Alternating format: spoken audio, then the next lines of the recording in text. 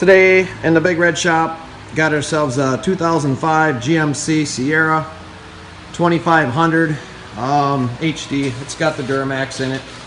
We're going to be doing front rotors and brakes. Pedal is a little mushy, so we've got our brake pads, got our rotor, and I'm going to pop the tire off and go from there.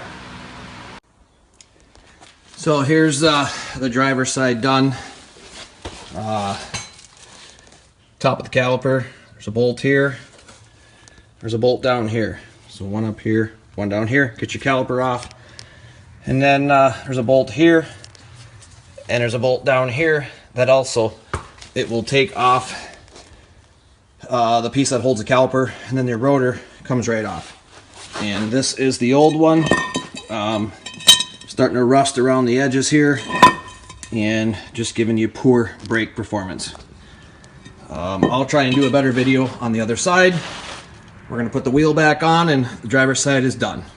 About 25 minutes, taking my time.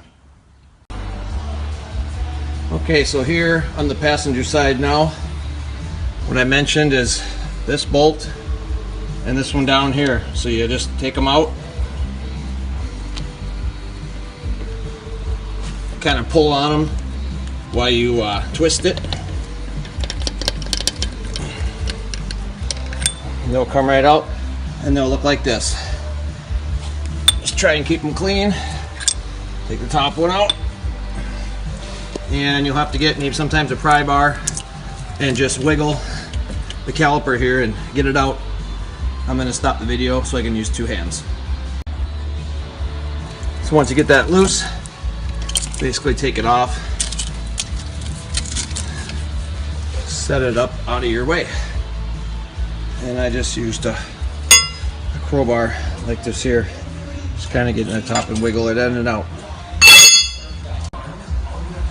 Now taking these two out on the back side to get the bracket off that holds the caliper is a 21 millimeter. You got to put a good size wrench on it and possibly a pipe to get it loose.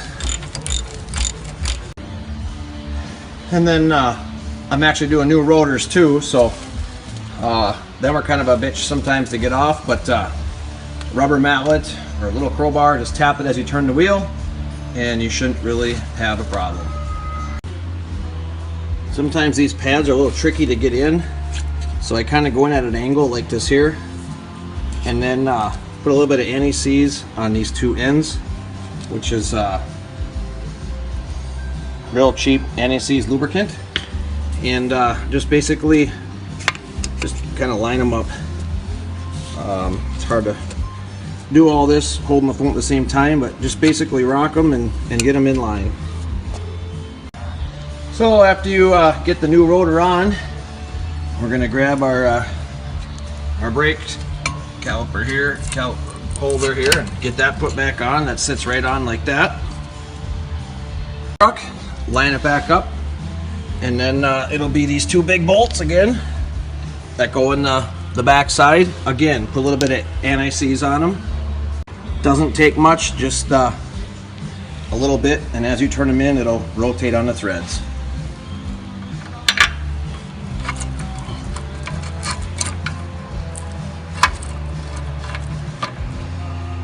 Like this, and then you just basically screw them in,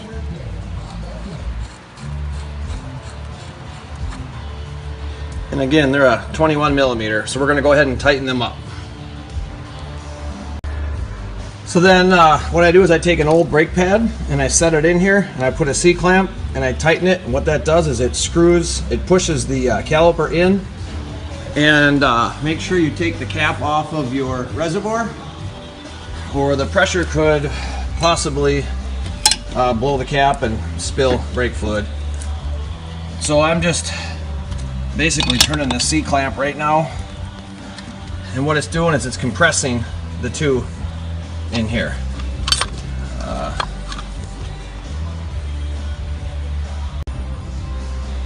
So now take the C-clamp off, take the old brake pad, get rid of it, and then these two they're pushed in now. So what that's going to do is that's going to allow you to set this over the top. Just a second. It's going to allow you to get it in place where it needs to be here. And there's some little rubber mounts here. You might have to take a little screwdriver. Where would I put my screwdriver? Here. Make sure these little mounts are right, because your bolts go in here. Like this one here.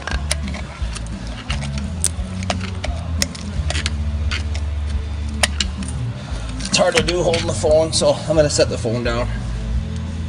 Alright, so we got the caliper back on. Put some antifreeze on those long bolts again, and basically push and just kind of wiggle while you screw it in, and they'll basically kind of fall into place. So after getting this one tight, the bottom one tight, again, check your other ones you did, and then this whole thing should actually move here. You can see how it moves back and forth. That's just how it's supposed to work. All right, put the wheel back on, and of course I have a jack under the truck here, and I have blocks over here. Safety is a big thing. You don't ever want a vehicle falling on you. So now we're gonna put the wheel back on, and I'll check back. All right, got the wheel back on, and then just don't forget, put the cap back on.